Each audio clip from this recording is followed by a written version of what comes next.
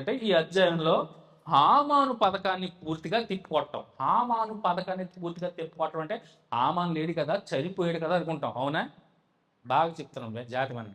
హామాను చనిపోయిన హామాను ముందు అధ్యాయంలో ఏం చేశాడు? ఆ యూదుల్ని చంపని ఉద్దేశించి ఆ ఒక ఉంగరం, రాజు ఉంగరం ఇస్తాడు. అవునా? ఆ ఉంగరం ముద్రింపబడిన తాకీదులన్నీ 127 సంస్థానాలకు అందేసినాయి. ఒక్క రోజులోనే యూదులను సంహరింపబడాలి అని ఆ తాకీదులన్నీ చేరిపోయినాయి. అవి విన్నాకే కదా కూషను కోటలు అంతా కలవరపడ్డారు. అవునా? యూదులందరూ కూడా ఆందోళనకు గురయ్యారు. సో ఒక రాజు ముద్రింపబడినటువంటి అధికారపు చట్టాన్ని ఏ మనిషి కూడా తీసివేయలేడు. అంటే అంత పవర్ఫుల్.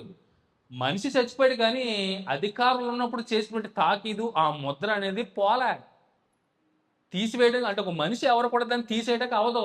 ఈవెన్ మొద్దుకి కూడా అవదు. అది ఒక రాజుకే అవుతుంది అది. సో దాన్ని బట్టి చూడండి, ఈ అధ్యాయంలో హామాను పథకాన్ని పూర్తిగా తిప్పికొట్టడం యూదులకు రక్షణ మరియు గౌరవాన్ని తీసుకొస్తుంది ఈ అధ్యాయంలో, ఈ 8వ అధ్యాయంలో.